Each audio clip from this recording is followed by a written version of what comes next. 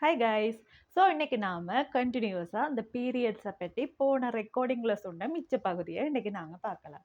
அது ஏன் கதைக்க வேண்டி வந்தது என்ற விஷயத்த நான் ஃபுல் டீட்டெயிலாக உங்களுக்கு சொல்லிக்கிறேன். பீரியட்ஸ்ன்னு சொன்னா பொம்பளைங்களுக்கு மாசம் மாசம் வர ஒரு தீட்டுத்தானே பீரியட்ஸ், அதுதான் எல்லாருக்குமே தெரிஞ்ச விஷயம். ஆனா அதுக்குள்ள இருக்கிற நிறைய வலிகள், அவங்களோட மனநிலைகள், அதெல்லாம் யாருக்குமே சொல்லியும் புரிய போற விஷயங்கள் இல்ல. பொதுவா ஆண்களுக்கு அது தெரியாத ஒரு விஷயம். ஆனா தெரிந்து கொள்ள வேண்டிய விஷயமும் கூட. அதனால தான் இந்த விஷயத்த நான் வெட்கம் இல்லாம எல்லாருக்கும் ஓப்பனாவே சொல்றதுக்கு ரெடியா இருக்கிறேன். ஸோ எல்லாருமே கேட்டுக்கங்க. ஆ பீரியட்ஸ் டைம்ல வந்து ஒரு பொண்ணோட மனநிலை வந்து சரியான சைல்டிஷா இருக்கும். அவங்க வந்து ரொம்ப உடைஞ்சு போயிருப்பாங்க. ரொம்ப கோவம் வரும் அவங்களுக்கு. ஸ்ட்ரெஸ் கூட இருக்கிறதா ஃபீல் பண்ணுவாங்க.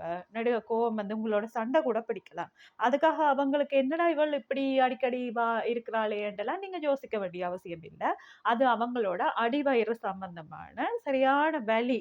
அது சொல்ல முடியாத அளவுக்கு இருக்கிறதால, அங்கேயே எப்படி வழிகாட்ட முடியுமோ அதுக்காகத்தான் அவங்க கோவப்படுறாங்க கூடுதலா. அது அடி வயித்துல தாங்க முடியாத ஒரு பெயின் உண்டு. அவங்களால நிக்க முடியாது, படுக்க முடியாது, இருக்க முடியாது, ஒழுங்கா சாப்பிட முடியாது. டாய்லெட் கூட போக இயலாத அளவுக்கு பெயின் கூடவா இருக்கும். ஸோ அந்த பெயின புரிஞ்சு கொண்டு, அதுக்கேத்த மாரி அந்த கேர்ள வந்து ஹேண்டில் பண்றது ரொம்ப அவசியமானது. அந்த டைம்ல அவங்க கூட அன்பா அரவணைச்சு, அவங்களுக்கு என்ன தேவையோ அந்த தேவைகள நிவர்த்தி செய்து கொண்டு, அதுக்கேத்த மாதிரி இருந்தாலே, அவங்க ஓரளவுக்கு மன ரீதியில ரிகவர் ஆகி, அந்த பெயின கொஞ்சம் தாங்கிக் கொள்ள கூடிய சக்தி ஒண்ணு அவங்களுக்குள்ள இருக்கும். ஸோ நண்பர்களே, இத நீங்க இன்னும் புரிஞ்சு கொள்ள வேணும். இதோட தொடர்ச்சியான வீடியோ அடுத்த வீடியோல நாங்க பார்த்துக்குவோம். Thank you.